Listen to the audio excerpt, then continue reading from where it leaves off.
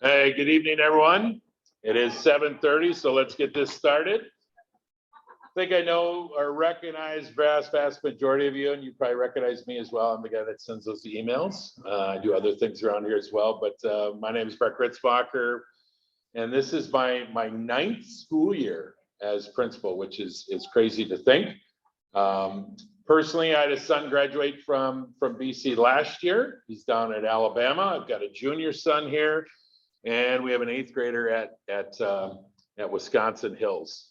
So my wife and I, she's a kindergarten assistant at Burleigh. So we're all in professionally and personally as well with Elmbrook Schools. I can tell you it's been a great journey for both me professionally and personally as well. It's exciting to see not many people get to see their kids at work, but that's something I get to do, and it's great to see. So here the picture is. This is the picture from the fall of 2018 when they were just little freshmen, and you know, it's always amazing how quickly time goes. I see some parents out here that you know have cycled through a few times in my 9 years here in terms of having graduates and then having freshmen come through again, and I can't believe their kids are already graduating again, because we all know how quickly the time goes. Right before here, we had the freshman parent meeting, and you know, there were some veterans in there as well, but there was a lot of brand new to it, and it's quite a journey, and it goes very quickly, and I'm excited about it. I think this is going to be a fantastic school year. Just some brief introductions. Let's see, where's Dominic Bauer? There's Dominic there. Dominic is the go-to for LI through Z. This is Dom's fourth year. So grateful for him. Carolyn, is Carolyn out here? Yep, Carolyn's there. This is Carolyn's 3rd year. She is A through LE. Don is not here tonight, but Don is our athletic director and activities director. He doesn't have a slide, but over under the clock is Tony Cater. He's our SRO. This is his 3rd school year. Grateful for his work. He not only works at BC, he supports the entire district, helps out at Hills, Swanson, Brookell. We have a SRO at Brook East as well that does the same. So we're glad that we have that as a support in Elmbrook. I know that we are all busy. Personally, with kids, with work, you know, email. I think we're all old enough to remember when email came out. When I first had email, it had been 1996, and I thought, God, this is like the greatest thing ever. How great email is! You can email people, and they can email you back, and you know, that was fun. And then now we realize it's got a whole different tone to it. And you know, when you open up your email, you got an extra 40 emails to look at. But it certainly has its place. It's an important tool, and something that I've learned over time is not overwhelming. You know, there's some things as over communicating. Just because you send a lot of emails doesn't mean you're good at communicating. And I try to keep the emails that I send out to parents and students just to 1 a week.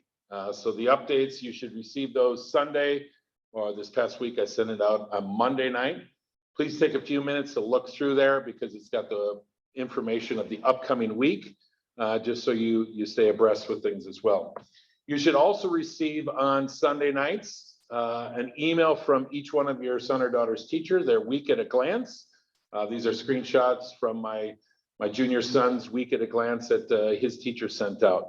And it's really looking at about the 20,000-foot view of the class that has the learning targets, when the assessments are, projects due, that kind of thing.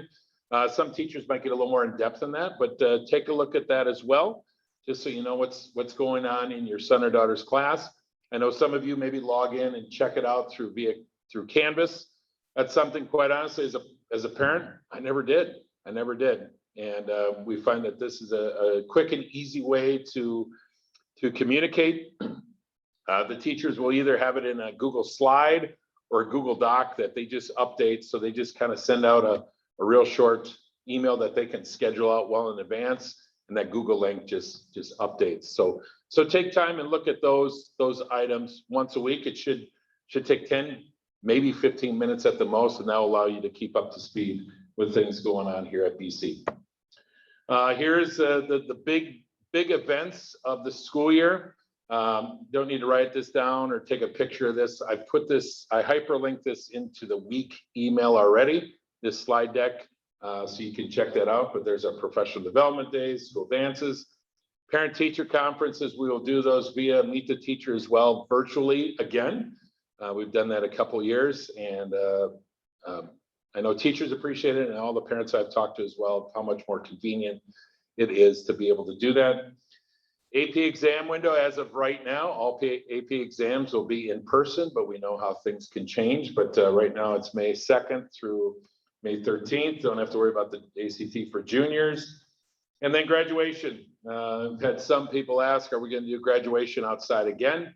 Certainly it's something we had last year, and it was a fantastic celebration. But for many reasons, we're going to stay with going back to the rotation at Brookfield East. And, you know, quite frankly, when I came here and I found out that we had to have graduation at East, I thought, oh, I don't know if I like that. But once you get there and what we're able to do with screens and the environment and not having to have tickets that as many people can come as you want, it's really a tremendous place to have it. And it's a great celebration. And I look forward to that day. And people ask me, you know, what's one of your favorite things? And it is graduation. And it's not because the year is over. Okay, that's a little bit of it. But really, you know, being a high school principal is pretty cool because you see kids, there they were, you know, when you first meet them, and to see what they turn into in just 3 years is pretty remarkable. And to see them walk across the stage, knowing that some of them have overcome great challenges, the excitement of what is next for them is pretty awesome. And I'm very humble and proud to be a part of the journey that the kids have had during their time at BC. And this is going to be a fantastic senior year as well. But those are the big events for the year. Winter sports, obviously fall sports is up and running full steam. Winter Sports Info Night will be October 11th. I'll be right in here. We'll start, Mr. Kurth will start with an overall meeting of, you know, general things for athletics. And then he will transition to breakout meetings for each one of the sports. But that will be October 11th. That's a day where we don't have school. It's a PD day, but certainly we'll practice and probably even games that night. Finding an open night at BC is almost impossible. So you just got to schedule it and roll with it, I guess. But there'll be 7 o'clock in here for Winter Sports Info. I'm going to turn over to Carolyn Hahn. She's going to talk a little bit about attendance. Carolyn. Thank you very much. So I'm going to venture to guess that as seniors and the parents and guardians of seniors, you all have probably received an email either from myself or Mr. Bauer or maybe Infinite Campus, just with a reminder about an absence or a tardy or truancy or something to that regard. We do take attendance really seriously here because attendance does matter. We know that attending school every day on time is really the pathway to success for our students, not only academically, but also for their well-being, for their sense of belonging, for the relationships that they built here at Brookfield Central. So attendance matters even as seniors. I would even say that it matters more now that this is your last year. Easier, we have an BCHS attendance at elmbrookschools.org. Send a quick email letting us know that your son or daughter will be out of school. Or you can always give us a call and leave a message so that we can make sure to update our records accurately. If there's a medical note, let us know, send it in. And you can always check attendance for your child by logging into Infinite Campus. So attendance matters, it counts. We want to know that our students are safe, that they're here, that they're successful, and we can do that through attendance. And with that, I'm going to pass it over to Beth Coomer. She's a representative of our PTO here at Brookfield Central. Oh, sorry.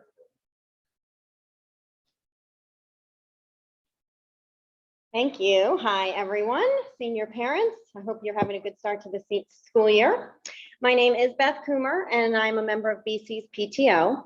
The PTO supports and funds a variety of BC events and programs, and I'm here to encourage you to join the PTO and get involved with our group. So you're probably wondering, why would I get involved with the PTO now? I have a senior, I'm on my way out the door. I hear you. But many of you know that the PTO hosts many hospitality events for teachers and staff. We also fund mini grants to help teachers fund items for their classrooms, but there's two big reasons that senior families should join. So the first one is the PTO offers a $1,500 scholarship to one senior each year, the end of the year. And last year we had numerous applications, but only 6 of those applicants were actually members of the PTO.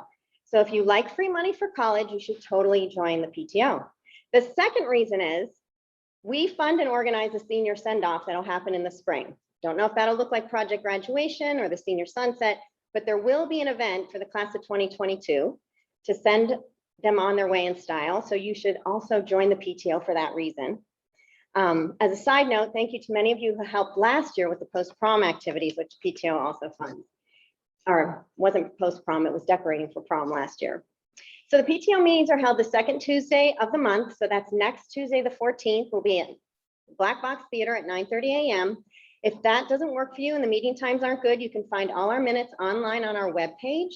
You go to the Brookfield Central main homepage and click on the Families tab. You'll see the BC PTO webpage. We have a PayPal account on there, so you can pay your $25 membership fee, which would be great. The other easy way to join the PTO is to go on Infinite Campus. If you click on the school store and then click shop, you'll see PTO, you'll see Applause, you'll see Booster Club, and you can join all our school support groups in one place at one time.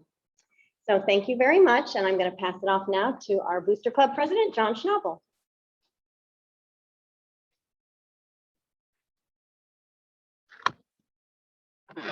Good evening, everyone. My name is John Schnabel. I'm the president of the Brookfield Central Booster Club since July, so I'm a newbie. As seasoned veteran parents of Brookfield Central, most of you probably know about the Booster Club. But our mission, if you don't, our mission is to financially support unfunded or underfunded needs of BC athletics and band. Since 2016, we provided the support level of over $450,000 for things like help with the new scoreboard, scholarships that we give out each year, equipment for training, the training room and the trainers, team gear, field repair. Those are just some of the examples of the things that we fund through the money that we raise. So how do we raise the money? Well, we have memberships, just like many of the other organizations. They start at $40 and I'll go all the way through to $200. You can go into the school store and Infinite Campus. We also have a sign-up form on the athletics page. We have a page on the athletics site as well, so you can pay by Venmo or by check. And we do concessions. So the concessions that you attend while you're at sporting events, those teams do those concessions through Booster Club.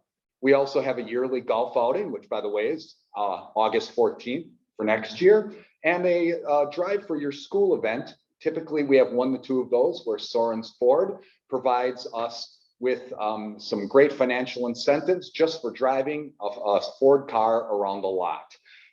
How can you help? Well, first of all, become a member of Booster Club if you're not already. Help with concessions when you can for the teams that your children might be on.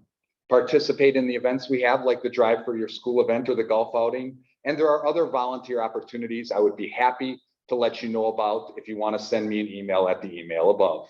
Our meetings are the second Monday of every month from 7 to 8 in the library, so feel free to join us. And now I'll pass it on to Sarah Field with applause.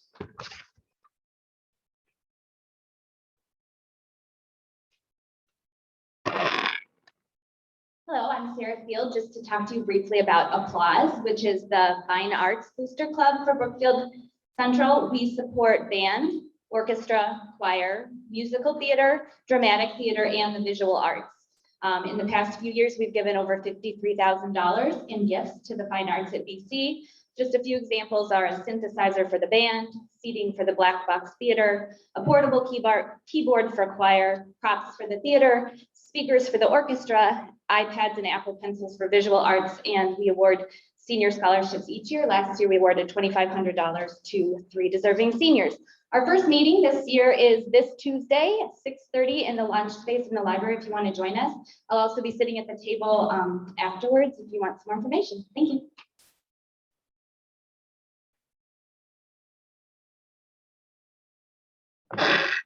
Thank you, Beth. Thank you, John, and thank you, Sarah. And really, we're very fortunate to have the booster clubs, because they're all booster clubs, provide great support for BC. And time and time again, they step up and help us in times that we need help.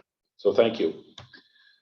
So many times people ask, what do we do on PD days or professional development days, and what are your school goals? And traditionally we have goals for 1 year, but last school year we decided that this year we would have like a 3-year cycle. Now these are the same goals. This is the same focus that we're going to have for 3 years.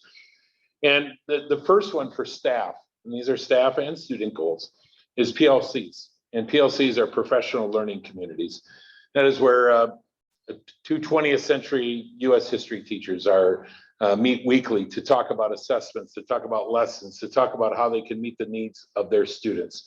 That's our first goal, that they'll be meeting every week. And then lesson design. A quality lesson is some of the hardest work that any teacher does. It's easy to create a lesson that just kind of cuts to the middle and it's kind of generic, hoping that it's going to catch everyone. In an ideal world, every class, when you'd walk in, every kid is at the same reading level, the same maturity, the list goes on and on. But we know that's couldn't be further from the truth. So creating a quality lesson to meet the needs of all learners is difficult work. But that's our huge goal. That's our huge goal. And with that, we have a goal that kids will read, write, and collaborate every day in every class. And I know that sounds like something that, oh, isn't that already going on? Yeah, it is. But giving a focus that every day those 3 things happen, that we'll see great gains. Because we know those are the 3 skills that students need when they walk out of here. Certainly, we're going to give them great content and they're going to expand their knowledge. But when you get into whether you're going into college, whatever you're doing this time next year, if you have those 3 things, that's something that you do every day, you're going to be in a good spot. Lancer Block and Lancer Link also focus. So 34 minutes of our day is for Lancer Link or Lancer Block. And when you add in the extra passing period, that's 40 minutes that we're taking out of the day and putting it into something else. So we want to make sure that we get the most out of those 40 minutes. So it's using Lancer Block effectively. If you need help from your math teacher, you're requesting to go see that math teacher. Or if that math teacher knows that you need to make up something, they're going to request that student as well. So using that time wisely. And then Lancer Link, it's something that we put on hiatus since the last time we probably met before this year would have been March 2020, back a year and a half ago. We did not have Lancer Link last year, but for people my age, that'd be something we called homeroom. And each one of our Lancer Links has about 16 kids. So we have 4 freshmen, 4 sophomores, 4 juniors, 4 seniors. And then as this group transitions out, we kind of just move them up. But that is a place where our goal for there is to make connections with people that you maybe don't know. Our goal there is to make sure that you have a teacher that you can connect with, that you really get to know over your time at BC. Because we know one of the most important things that we can do is that every kid has a trusted adult that they can go to. And that's another opportunity for a kid to make a quality connection with a teacher. And then the last one is staff and student belonging. As parents, we certainly when kids come home from school, oh, what'd you learn today? And that kind of thing. That's kind of the old standard dad thing we ask, right? But really, yeah, that's kind of implied that they're learning something. But really, what we want to know is, are you having fun? Do you want to go there? Do you have someone to sit with at lunch? How are your classes going? Do you interact with other people? Do you feel like BC? Are you comfortable there? Do you feel like you belong? Belonging is something that's incredibly important for us, not only in schools, but in communities in life, that we want to be accepted for who we are. We don't want to change just to make you fit in.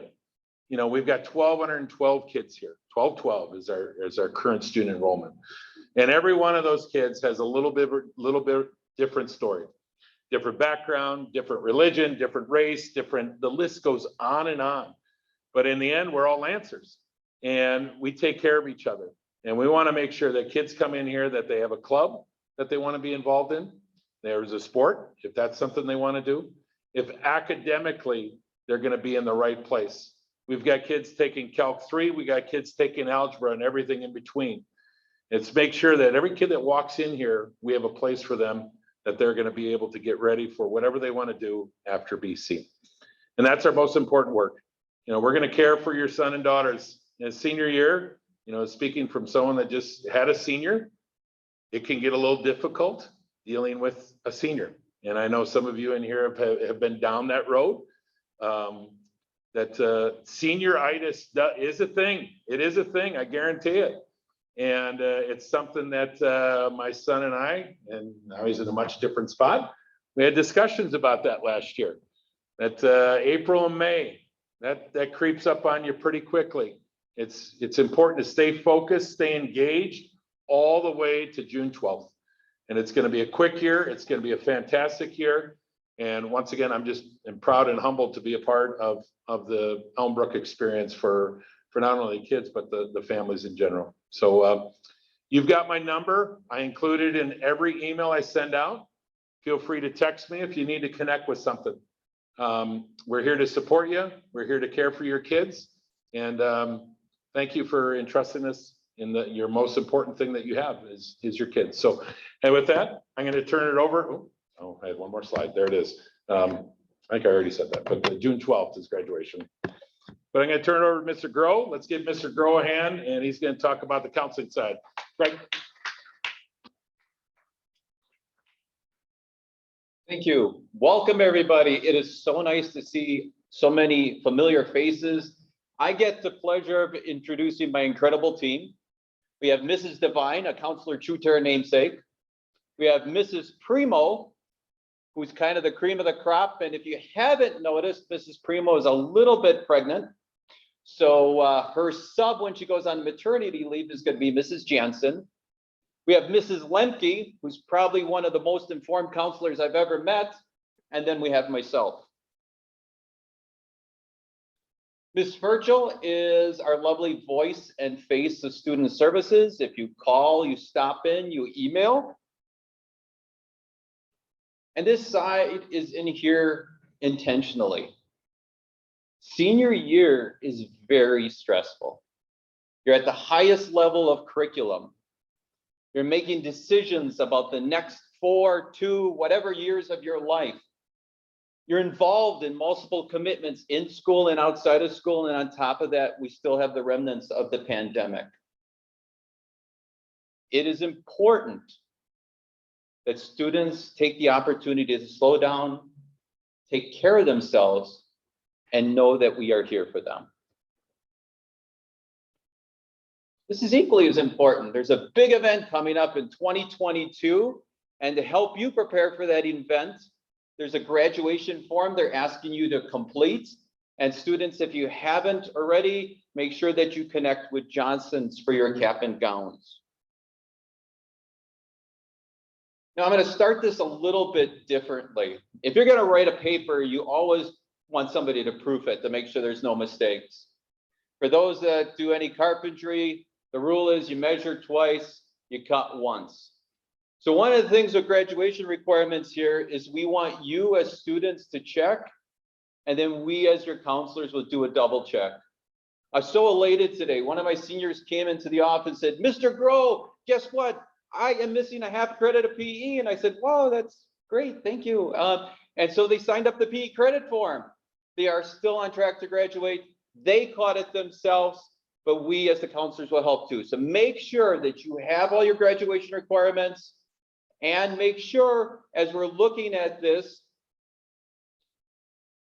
that you use this tool to help you along. So Infinite Campus has a tool called a graduation check. It's an electronic tool. It's a little different this year than last year. So if you click on documents, you click on academic progress, you'll come to a screen that looks like this, and all you hit is generate report. And then you come to a screen that looks like this. If it's all green, that means you're on track to graduate. If there's anything red, it means that you're missing something. Now we have some little comments on here that we want to highlight for you too. Some of you are applying to 2-year or 4-year colleges. There may be college-specific courses that your colleges are looking for. Double check and make sure those are in your schedule. If you're planning to make a change in your schedule, I had a student just yesterday, Mr. Groh, I want to drop this class for a study hall. I said, well, that can't happen. But he said, Mr. Groh, it's within 3 weeks. I can drop this class for a study hall. I said, it's English. You need English to graduate, so that can't happen. And the other thing that's really important is if you change your schedule after you submit your transcript, make sure your college is aware of that change. The last thing you want is when you send your final transcripts at the end of the year for the college to be surprised and then the college question your own credibility. The other requirement is the state of Wisconsin requirement, the civics exam. This is a test that's found in Canvas. It's 4 modules, 100 questions, and students only have to get 65 correct. Here's the catcher. You ready? You can take this test as many times as you need until you pass. So I'm looking at maybe a 99.98% success rate with this because you do need this requirement in order to graduate. So seniors, just to let you know, I've had freshmen that were in school for about 2 weeks say, Mr. Crow, that was the easiest thing I ever did. And they finished in a couple hours. You got a little bit more than a year to make sure that requirement is all set. PE credit option, I mentioned it earlier, and I just kind of want to talk about it because there's a little bit of confusion with it. So if I'm in any level of a WI sanctioned sport or an approved activity, we've had students do judo, karate, horseback riding, you name it, I can swap a core class that goes beyond my graduation requirements for a PE class. I complete this form, get my coach or the person that's an approved activity advisor to sign it. It comes to your counselor. It goes to Mr. Gritzmacher, who signs off to approve it. Now, the reason this is there is, say I have a student, like I do, that's taken AP Calc and also is taking AP Stats. There's really no room in a schedule for PE, but the student is involved in 3 different sports. So for this student, a PE credit option made a lot of sense. For other students, they love PE. They do really well in PE. So for them, maybe not taking the PE credit option makes sense too, and they want to use that PE for their GPA. So if you are interested in this and you need to drop a PE class, make sure that it's a core class beyond your graduation requirements. I can't say I'm taking AP Lit, I can drop it. No, it'd be something that goes beyond. Now, this is if you're interested, and I know many of the students, I'm just looking in here and I can see that many of the students already know what this is, but just to kind of reiterate, early college credit and Start College Now is an opportunity for students to take college level courses and get college and high school credit. So sometimes I have students, they say, Mr. Groh, I want to graduate early. And when we talk about this, they say, hey, Mr. Groh, I'm going to stay there, get some extra credits because the district funds this. So the deadline, October 1st, is all for spring courses. You'll note in here that Mrs. Farley kind of leads this, that the paperwork is in revision right now. She's working on it to get it done. If you have no clue what early college credit is, there's a video attached. Mrs. Farley goes through it with a fine-tooth comb. And there's also a link in here for something called transferology. So if you want to know how these courses transfer to the college of your choice, what will you get? You can go in there and you can do preliminary and see how it would look for you. So this year, our seniors are finishing their high school chapter of their life. And now they'll be moving on to the next chapter. And this is where I introduce Mrs. Devine, who's going to talk about the next steps. All right, thanks, Mr. Groh. Hi, everyone. So my first slide on here, I want to talk to specifically the students in the room right now about our really, really wonderful career coach. So if you don't know him already, his name is Mr. Manchevsky. if you're unsure of your plans after high school right now, that's okay. We're all here to help support you and to help you navigate that and figure out, where your interests might lie, what things might be the best fit for you. But then we also have this additional layer of support, like I said, of Mr. Manchesky. So he is here, he's between Brookfield Central and Brookfield East. So he's here some Wednesdays, like every other Wednesday, he's here, and then every other Wednesday, he's not here, he's at Brookfield East.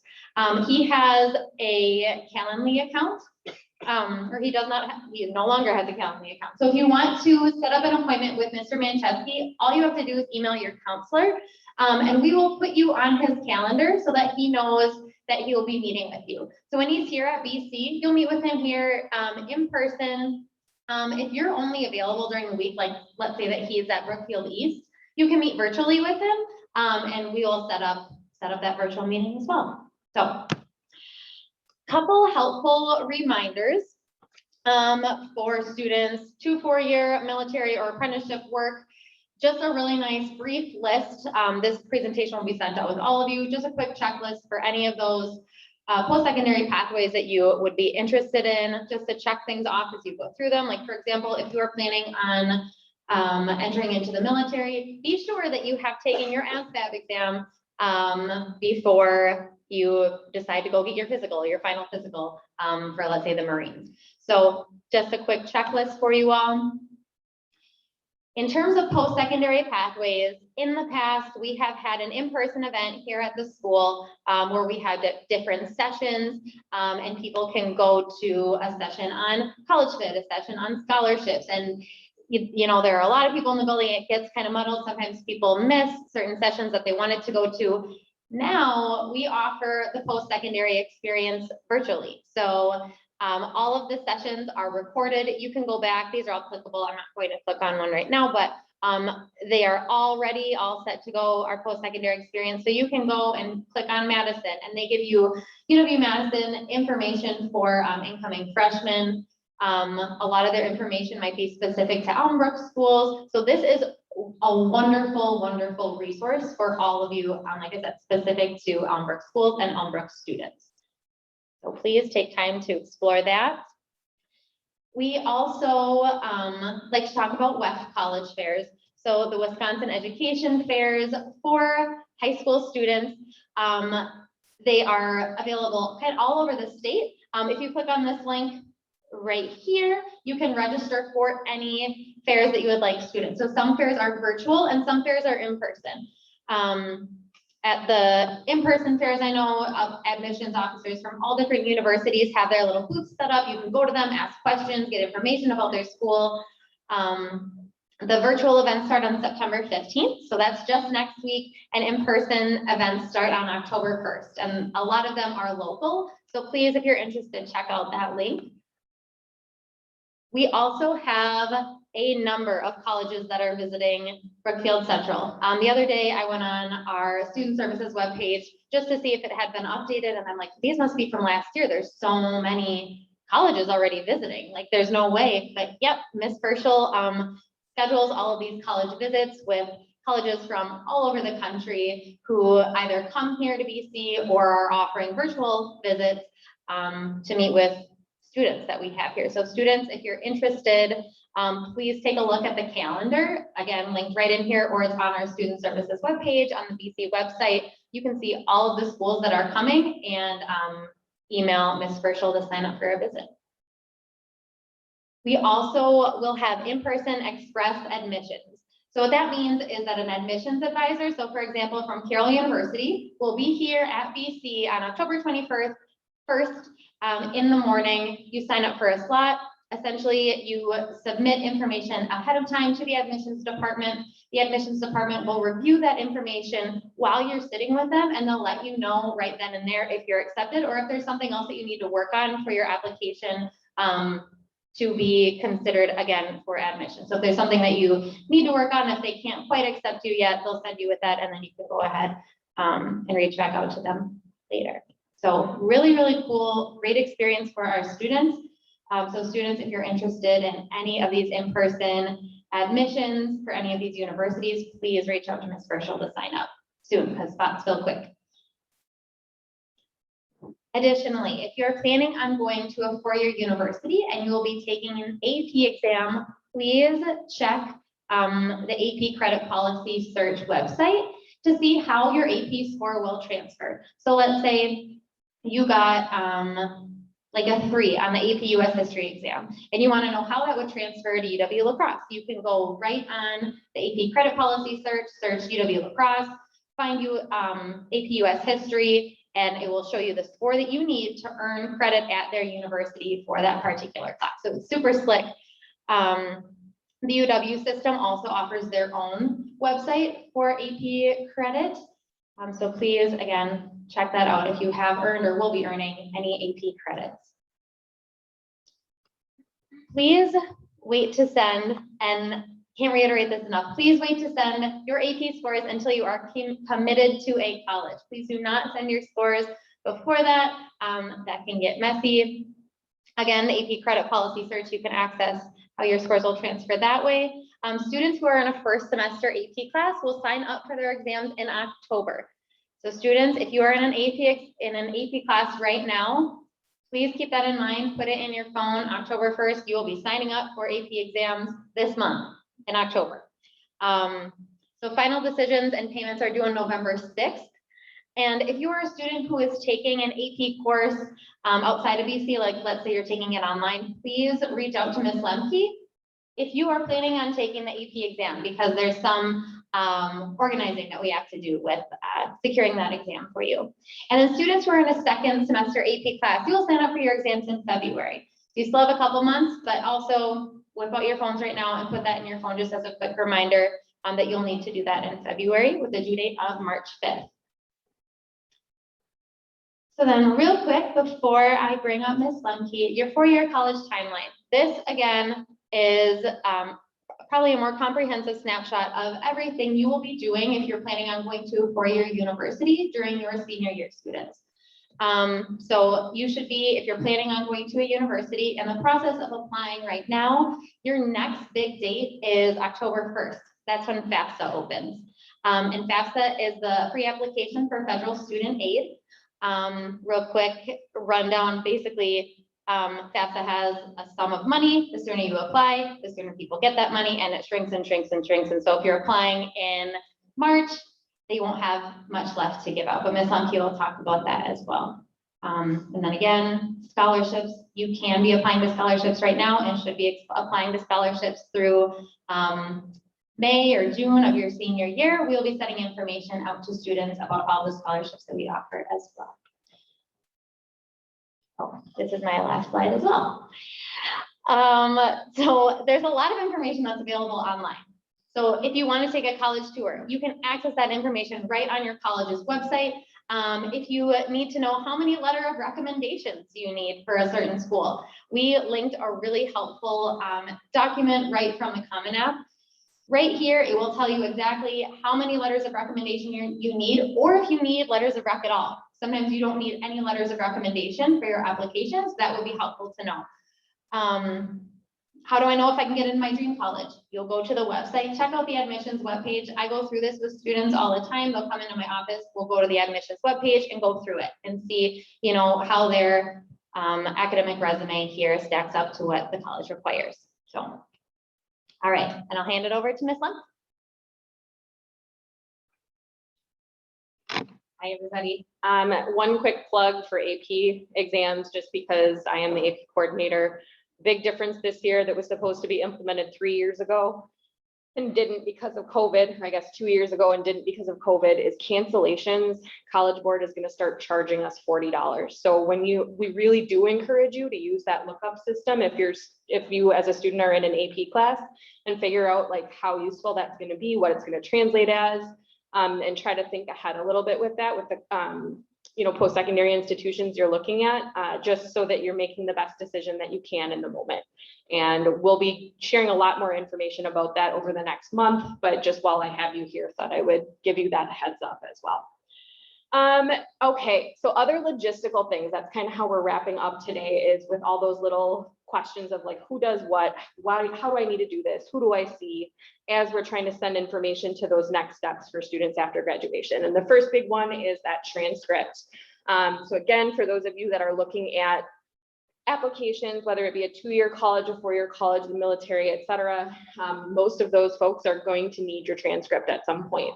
A lot of colleges have shifted to being okay with self-reported or student uploaded transcripts on the front end. So at that application time, a lot of them will take it from your child.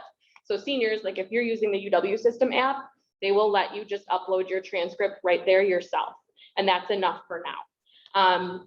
For everybody, and I think this is probably my next slide, all students, when you do solidify and decide on the place you're going after high school, you will need to send a final transcript because that's going to note that you graduated. So at some point you'll have to send that. And that is, we always use, or we have you guys actually take control of using and sending your own transcript. And that's through the system called Parchment.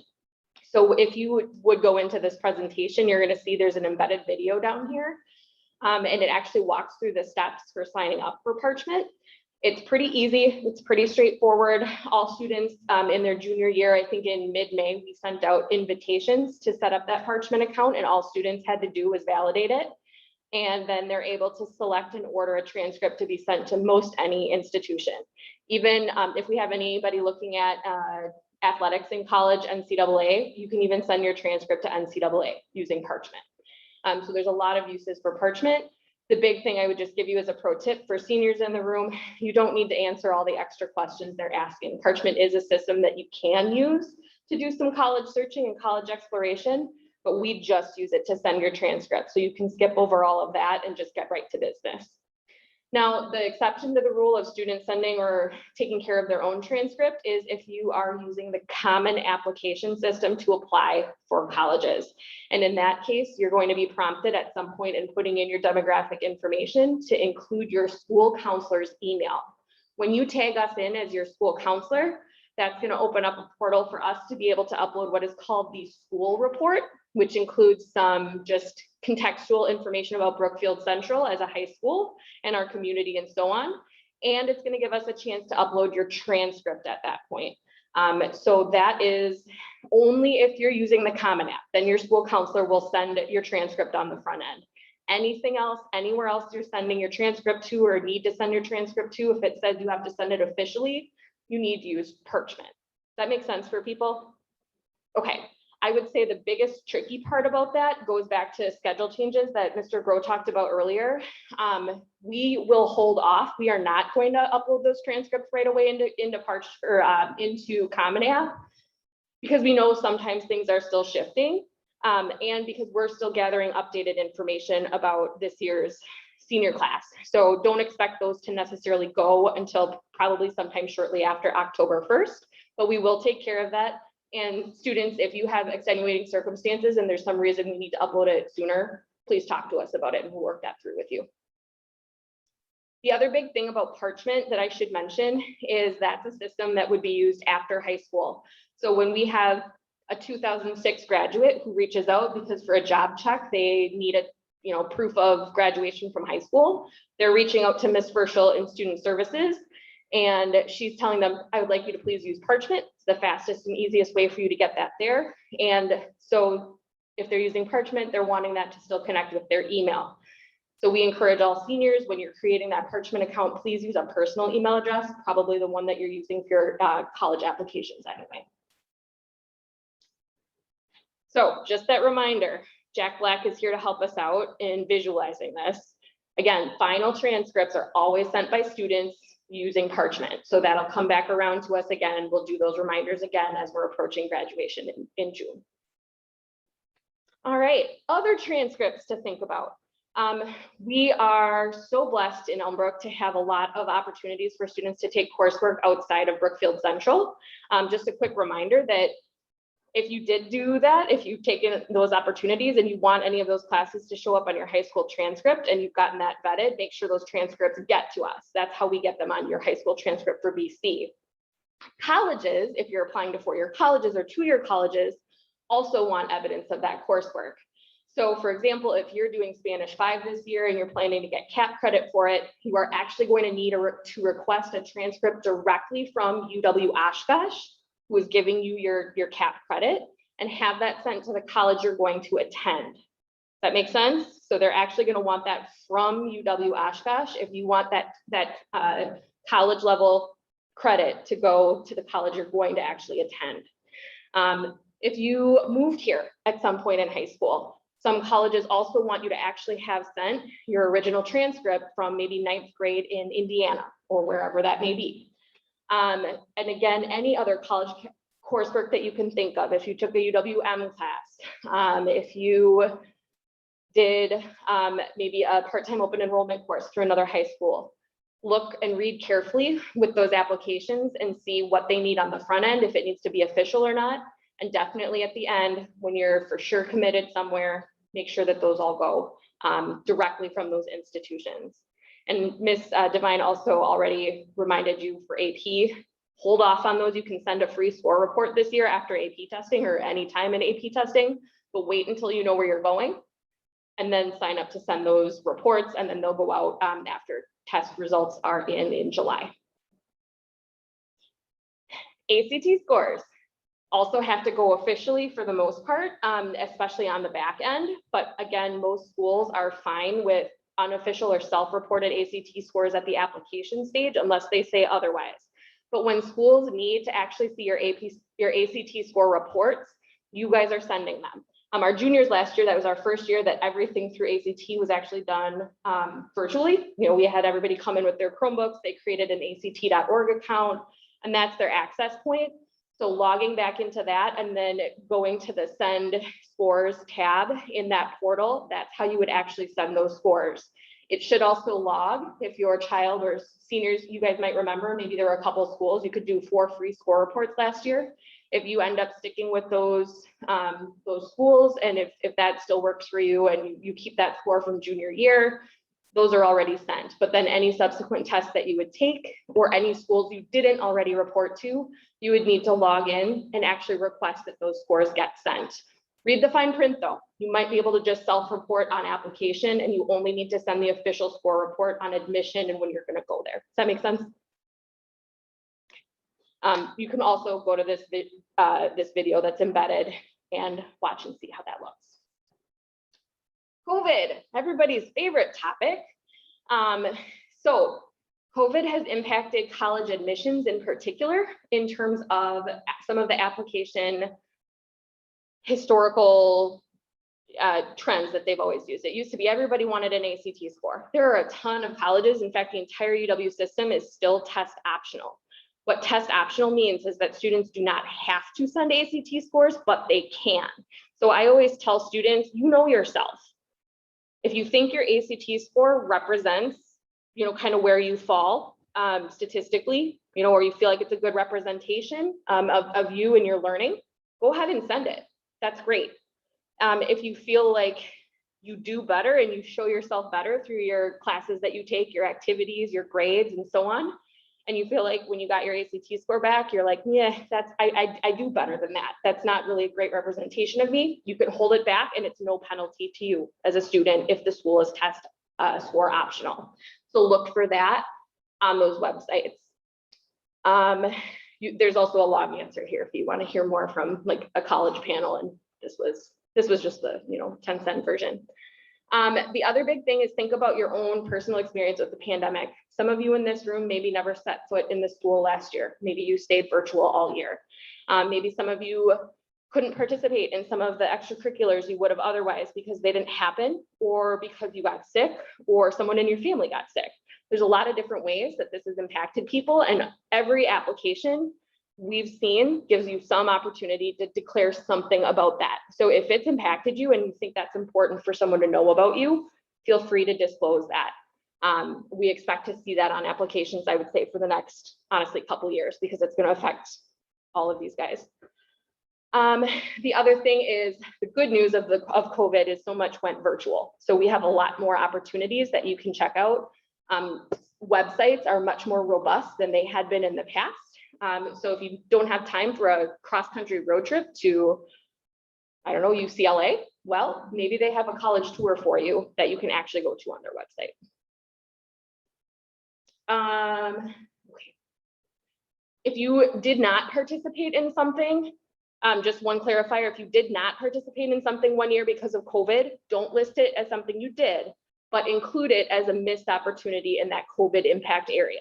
Okay, so don't say I did it even though you didn't. Just say I would have done it if not for COVID.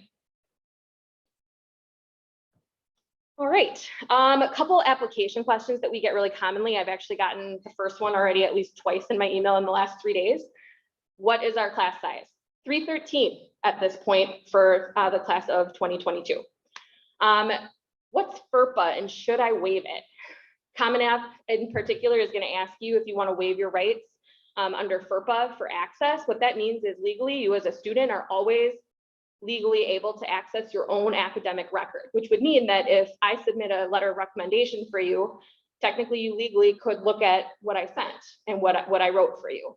To preserve that, and it's mostly around letters of recommendation or recommendations in general, to preserve that people can be honest and forthcoming about you, most students will waive FERPA. And that really just says, I feel confident enough in my recommenders. I don't need to review what they say, and they're going to be able to speak with candor or write with candor.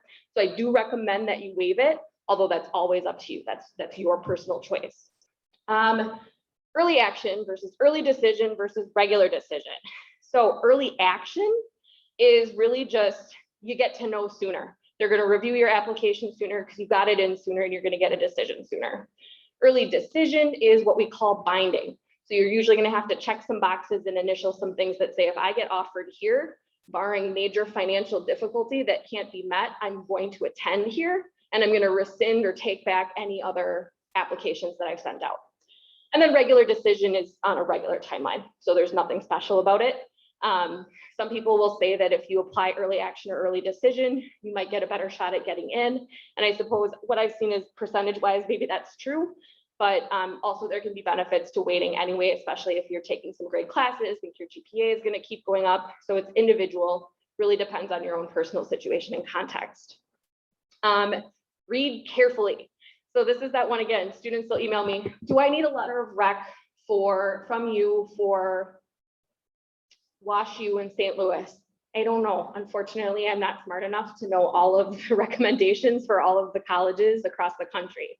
So we want you to read carefully, go to those websites. If you want to, when do I take my ASVAB if I'm going to do, the Navy? What do I start with? Who do I go to first?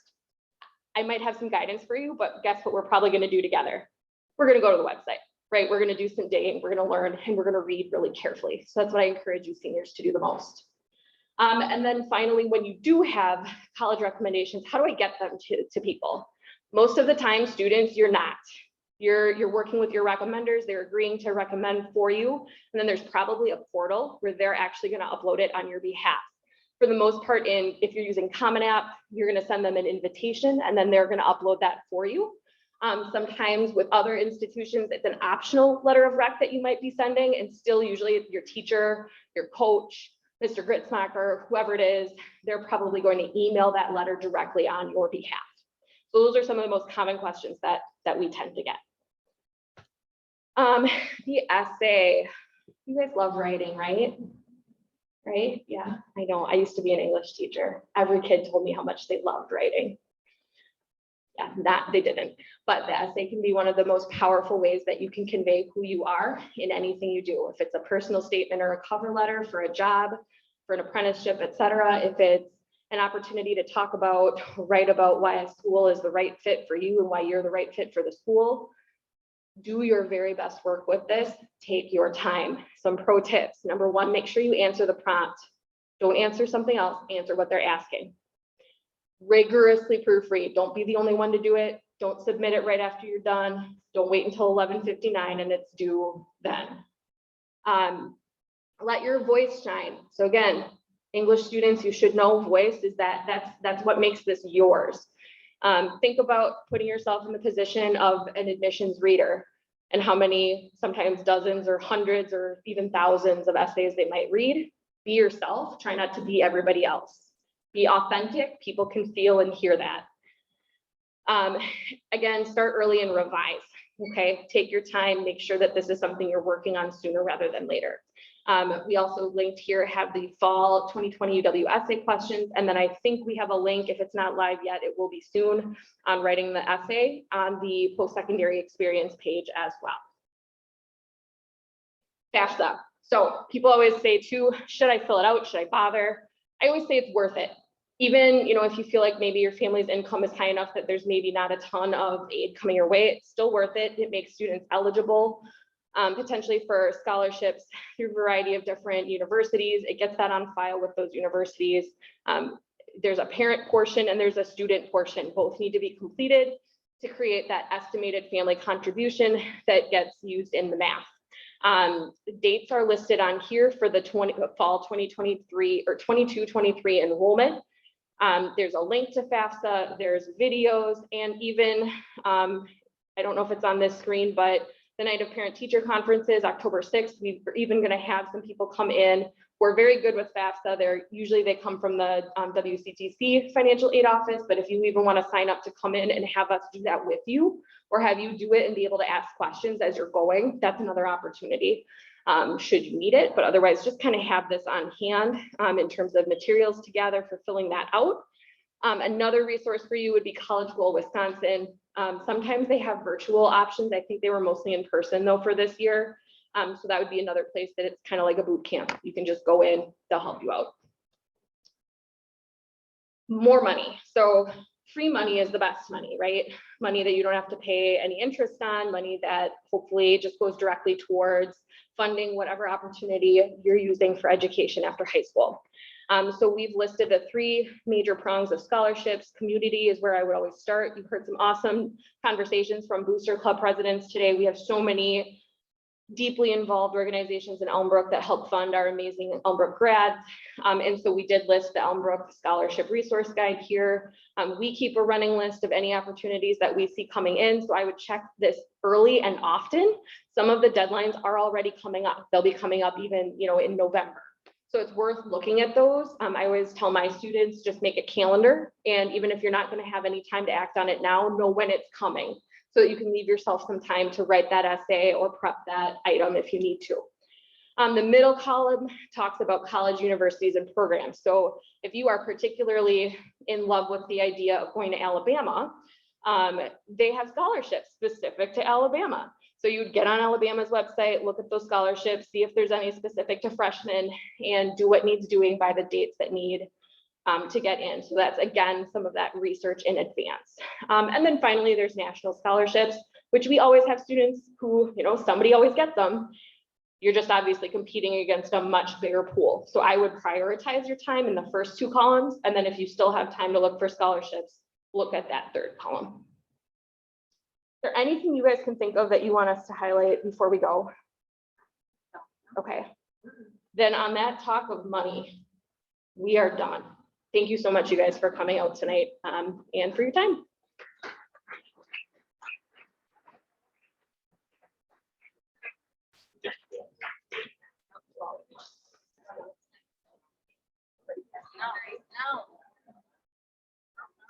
Hey, are you? Good. Just want to say thank you for working with us.